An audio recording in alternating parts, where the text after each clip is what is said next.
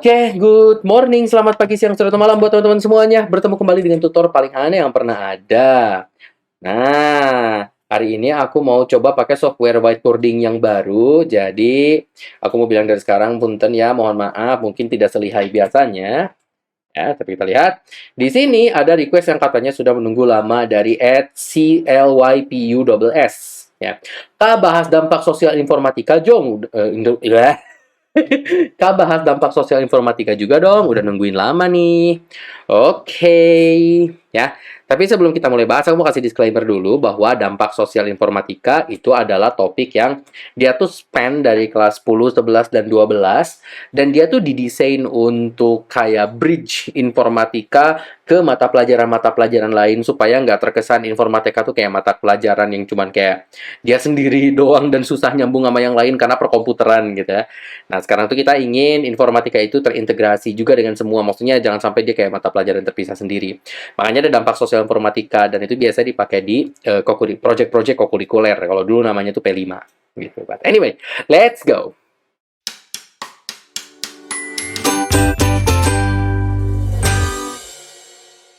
Nah, teman-teman, terkait dampak sosial informatika itu sendiri, ngegeser. Nah,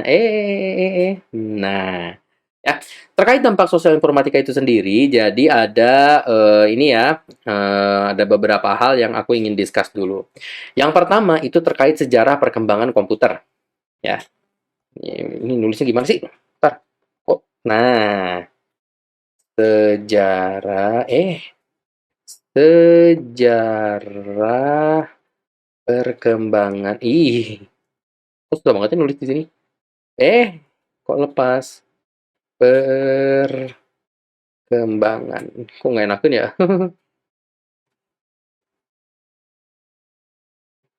Komputer. Nah, kenapa kita harus tahu dulu sejarah perkembangan komputer? Itu tuh maksudnya supaya nanti teman-teman juga bisa paham bahwa sebenarnya yang namanya mesin, teknologi, komputasi, itu tuh udah ada bersama kita dari waktu ke waktu. Gitu. Hanya mungkin, ya, itu tuh udah ada sama kita dari waktu ke waktu. Hanya mungkin orang kurang aware aja kalau itu tuh sebenarnya informatika dalam kehidupan kita gitu loh sehari-hari. Ya. But anyway, kita lihat di sini. Ini aku bisa bikin shapes gak sih? Oh, no, to cars to connect them. Oke, ini comment. Ini masukin file. Ini apa nih? What is this? Apa nih? Oh, kotak buat nulis-nulis. Oke, ya. Jadi alat tertua pertama gitu ya, alat paling tua pertama yang apa? Alat tertua pertama gitu ya sebelum adanya mesin kronik itu disebut dengan abakus ya. Kalau kita abakus itu disebutnya dengan sempoa gitu ya. Kalau di kita tuh disebutnya sempoa. Ya, pada dasarnya itu juga gitu loh. Abakus itu sempoa ya pada dasarnya. Nah, jadi dia adalah alat hitung tertua sebelum hadirnya mesin ketik komputer. Gitu loh. Dia adalah alat hitung tertua ya sebelum komputer. All this ya. Nah, selanjutnya dari abakus itu ada yang disebut dengan mesin Babbage ya. Jadi dari abakus itu alat komputasi selanjutnya itu disebut dengan Babbage machine ya. Kenapa dinamain Babbage? Karena itu dirancang oleh seorang ilmuwan namanya Charles Babbage ya, Babbage. Kok Babbage? Nah, kalau teman-teman penasaran bentukannya Babbage machine itu seperti apa, nih ya.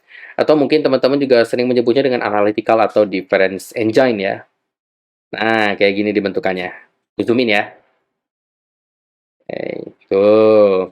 Nah, ini disebut dengan Babbage machine ya, atau Babbage machine atau mesin komputasi analytical ya, mesin analytical. Nah, dia termasuk komputer yang dapat diprogram. Ini komputer pertama kali yang bisa diprogram ya. Gitu. Lalu dari Babbage machine itu ada disebut dengan Turing machine ya. Bukan mesin buat dipakai touring. Bu touring as in touring wisata bukan ya. Nah, jadi Turing machine itu adalah komputasi abstrak ya yang mendasari komputer modern dan dia dinamakan Turing machine karena penciptanya namanya Alan Turing gitu ya. Nah, bentukan Turing machine itu seperti ini. Aku taruh gambar di sini ya. Nah, ini dia bentukannya Turing machine. Ini penciptanya namanya Alan Turing ya, makanya disebutnya dengan Turing machine. Kalau penciptanya Kang Aldian itu jadi Aldian Machine. Ya. Selanjutnya ada yang disebut dengan ENIAC ya, atau ENIAC ya, ENIAC.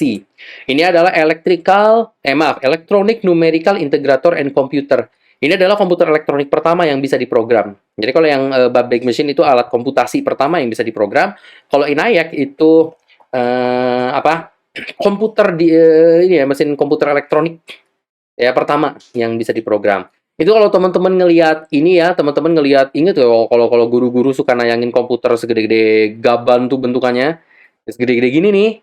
Nah, komputer-komputer yang kayak gede banget tuh zaman dulu. Nah, ini disebut dengan ENIAC ya. The world's first electronic large-scale general purpose digital computer gitu.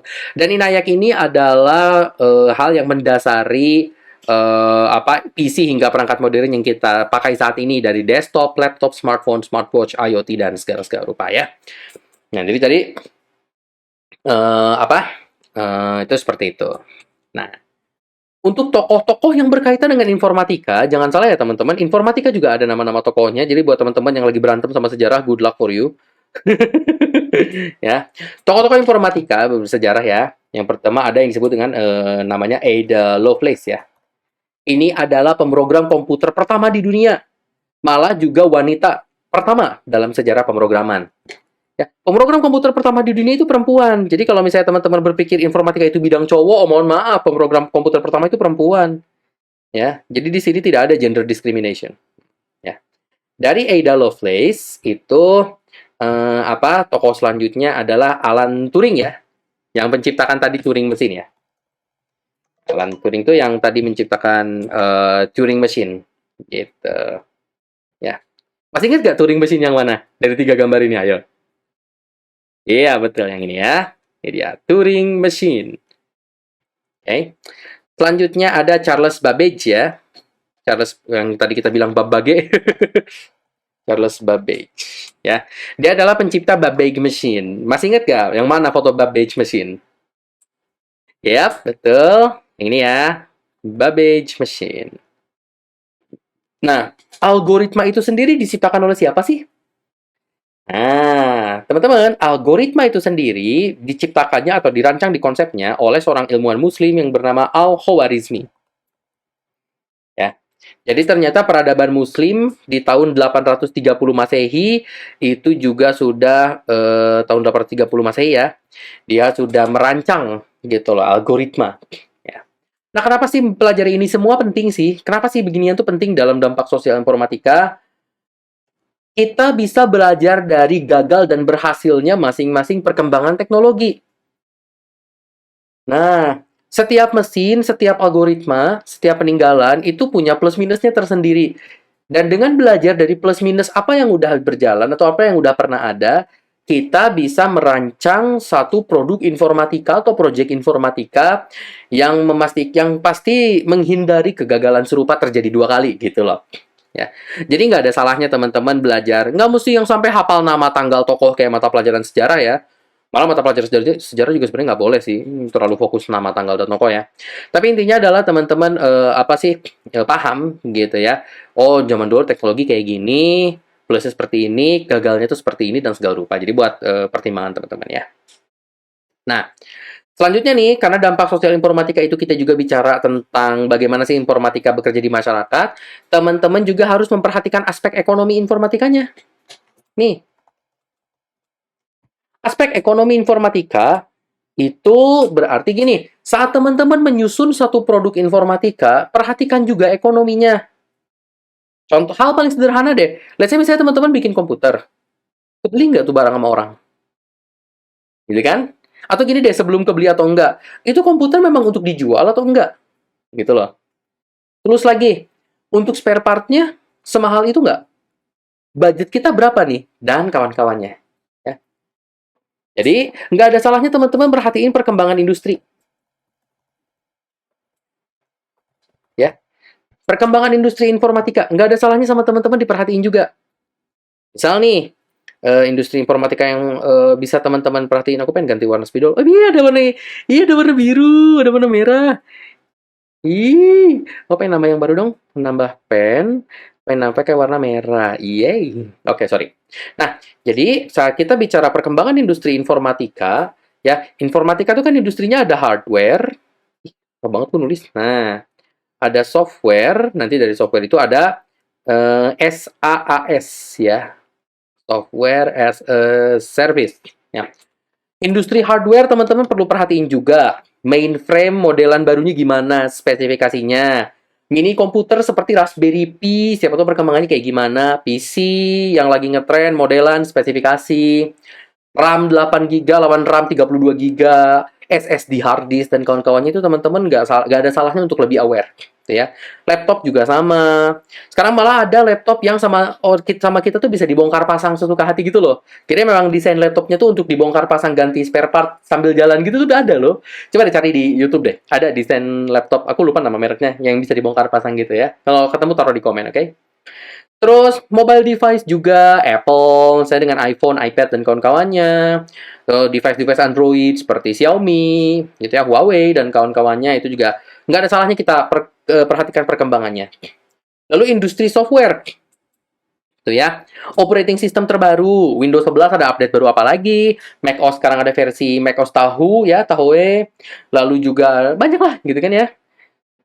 Nggak ada salahnya kita perhatikan juga perkembangan industri software. Apalagi kalau misalnya kita interestnya ke bidang programming software ya. Dan ada juga software untuk bisnis ya, B2B software, ada B2C, business to consumer software untuk konsumen, aplikasi mobile, dan jangan lupa tentang SaaS ya. SaaS ya, SaaS itu adalah software as a service. Ini adalah singkatan dari software as a service ya. Jadi software as a service itu, pada zaman dulu, software itu dijual retail. Kayak teman-teman beli barang ke Alfamart, ya udah beli barang jadinya enten konsumsi beres gitu kan ya. Nah, pada zaman dulu software dijual kayak gitu juga, dalam bentuk CD dan kawan-kawannya, terus muncul digital purchase dan lain-lain sebagainya. Sekarang tuh lagi ngetren, software itu tidak dibeli produknya, tapi kita membeli layanannya. Kalau teman-teman main Mobile Legend deh, tahu nggak ada fitur Weekly Diamond Pass kalau di Mobile Legend? Ada WDP, Weekly Diamond Pass. Nah, itu kan kita berlangganan layanan toh, dalam arti berlangganan dikasih duit, dikasih diamond sama Munton kan setiap hari. Atau misalnya teman-teman subscribe ke satu software berbayar yang kayak misalnya adblocker deh, adblocker yang buat ngilangin iklan. Itu kan kadang-kadang kayak kita harus bayar setiap minggu 19.000 ya. Nah, itu kan dia menjual softwarenya sebagai suatu layanan gitu loh, ketimbang suatu produk yang diterima konsumen, tapi dia sebagai suatu layanan yang dipakai dengan cara berlangganan gitu loh. Anggaplah analoginya misalnya teman-teman ngekos atau ngontrak rumah. Itu kan teman-teman berlangganan untuk bisa tinggal di situ kan. Tapi sekarang teman-teman bayarnya berlangganan gitu loh untuk software. Nah, perkembangan SaaS itu menjadi hal menarik karena ternyata SaaS itu sudah merambah ke berbagai rupa ya. Paradigma SaaS ini dari mulai game, software biasa, software menggambar, whatever it is itu udah banyak paradigma SaaS. Bahkan Office juga kan sekarang ada yang berlangganan ya tuh Office 365. Tuh kan ya. Tuh. Nah, jadi kalau ternyata misalnya teman-teman apa sih? Kalau misalnya teman-teman ternyata project informatikanya itu mengarah ke dunia ekonomi dan bisnis, perhatikan juga model bisnis digital. Ya, berarti kan bisnis teman-teman itu ada kemungkinan bisnis teman-teman akan merambah bisnis digital, gitu ya. Ada merambah bisnis digital, gitu loh. Ada kemungkinan. Nah, ketika teman-teman ingin merambah bisnis digital, pertimbangkan 3 hal. Ya, ada 3 hal yang harus sama teman-teman dipertimbangkan. Kalau misalnya kita mau mainnya di bisnis digital. Pertama, value atau nilai tambahnya. Gampang nggak pakai software atau produknya teman-teman? Orang bakal nyaman nggak pakai produk ini? Kalau misalnya dia butuh konektivitas internet, segede apa sih atau sedemanding apakah sih penggunaan jaringan dari software kita? Nah, itu harus diperhatikan juga. Lalu yang kedua ada competitive necessity. Pertanyaan paling fundamental, harus banget nggak teknologi itu diadopsi di produk kita? Misal kalau teman-teman ujung-ujungnya cuma dagang basreng doang, dagang basreng harus banget gak sih teknologi itu diadopsi? Bukan berarti dagang basreng nggak boleh pakai teknologi ya. Cuman kan kayak dalam model bisnis yang mau kita jalanin, model bisnis yang mau teman-teman jalanin, perlu banget gak sih pakai teknologi? Jawabannya tuh boleh yes, boleh no, tapi kembali lagi teman-teman harus bisa justify. Kenapa teman-teman merasa bahwa ini tuh perlu? Gitu loh. Karena kan mau mengadopsi atau tidak mengadopsi teknologi itu kan pasti ada resikonya ya. Dan teman-teman harus bisa jelasin resiko itu, mesti aware gitu loh. Lalu juga competitive advantage. Ya. Sama kompetitor lain, kita unggulnya di mana? Nah, gitu. Jadi ketika misalnya teman-teman proyek informatikanya itu ingin mengarah ke bisnis digital ya, dalam arti berarti teman-teman melakukan bisnis secara digital atau misalnya barang yang teman-teman dagangkan itu sebuah software, entah itu retail ataupun software as a service, pertimbangkan tiga hal ini. Value atau nilai tambahnya. Ini barang tuh nilai atau value-nya apa sih, added value-nya tuh? Yang ngebuat nih barang tuh worth it banget orang mesti pakai dan beli tuh apa sih? Kebutuhan dan keinginan apa sih yang akan dipenuhi barang ini? Teman-teman khususnya ngambil ekonomi pasti sudah belajar tentang keinginan dan kebutuhan ya. Jadi teman-teman semestinya udah bisa aware, bisa membedakan keinginan dan kebutuhan, needs and wants ya. Dan teman-teman mesti bisa jelasin, ini produk tuh bisa memenuhi needs and wants consumer apa gitu loh. Apa sih kebutuhan dan keinginan yang dipenuhi sama produk kita sekarang? Ya, mudah, apakah ini mudah untuk dipakai, nyaman nggak? Kalau butuh konektivitas internet, sedemanding apa gitu kan ya? Lalu competitive necessity juga. Harus nggak sih kita pakai ini? Harus nggak sih teknologi itu dipakai di sini? Karena bisa yes, bisa no. Kalau yes, kenapa? Kalau no, kenapa? Dan teman-teman harus bisa bikin keputusan. Mau kita pakai apa enggak? Kan? Dan kalau misalnya kita memutuskan untuk pakai, berarti competitive advantage. Teknologi kayak gimana yang akan kita kembangin sehingga kita unggul dari kompetitor kita. Nah, coba deh kalau misalnya teman-teman mau coba analyzing ya, misalnya teman-teman mencoba melakukan analisis, coba deh analisis keempat startup ini nih, aku tulisin ya, pakai warna hijau deh. Nah, coba deh teman-teman cek startup dan unicorn ini. Pertama ada startup atau unicorn namanya Goto ya. Goto ini adalah merger dari Gojek dan Tokopedia. Nah, teman-teman bisa pelajari cara kerjanya mereka, gitu ya. Cara kerja mereka seperti apa, keunggulan dan kelemahannya mereka, model bisnisnya kayak gimana. Nggak ada salahnya teman-teman pelajari ya. Tuh. Coba teman-teman pelajari juga Traveloka. Traveloka ya. Karena Traveloka itu menjadi salah satu unicorn terbesar di Indonesia dalam hal travel ya. Dengan kompetitor eratnya tuh tiket.com ya. Pelajari juga cara mereka ngehandle hospitality atau traveling industry gitu ya. Hospitality, tourism, traveling industry, bagaimana mereka nge-manage dan posisi mereka di dalam dunia industri pariwisata tuh kayak gimana sih? Plus minusnya masing-masing platform tuh nggak ada salahnya teman-teman pelajari. Tokopedia juga punya rival, punya kompetitor. Ya. Tokopedia juga punya rival. Blibli.com, Bukalapak, Shopee, gitu ya. Meskipun aku punya masalah pribadi sama Shopee. Kapok. Gitu. Nah, jadi mungkin di video dampak sosial informatika pertama yang aku ingin angkat ke teman-teman adalah aspek ekonomi dari produk yang teman-teman kerjakan. Kalau misalnya teman-teman sedang membuat produk atau project informatika ya, perkembangan industri informatikanya teman-teman harus aware juga supaya teman-teman bisa menyusun sebuah reasoning. Kenapa sih kita pakai teknologi dan teknologi apa yang kita akan gunakan? Lalu kalau ternyata teman-teman memutuskan untuk membuka bisnis ya dengan informatika, perhatikan ketiga hal ini ya. Kita masih ada banyak yang perlu kita bahas ya, dari mulai hak kekayaan intelektual, lisensi perangkat lunak seperti komersial, freeware, shareware, open source, dan public domain, GPL, GPL, gitu ya, pembajakan atau piracy, dan juga bagaimana informatika bisa kita pakai untuk masa depan, karir di bidang informatika. Tapi mungkin aku pengen tahu dulu teman-teman pengen ngebahas bidang apa nih dari informatika dari semua pilihan tadi. So, drop on the comments ya teman-teman pengen bahas apa, nanti aku siapin videonya, oke? Untuk sekarang kita tutup dulu. Thank you so much teman-teman for joining me today. Jangan lupa like and subscribe. Komen juga teman-teman pengen nanti bahas video apa lagi. Dan jangan lupa join server Discord ya, linknya ada di deskripsi video. Oke. Thank you so much. See you in the next video. Bye-bye.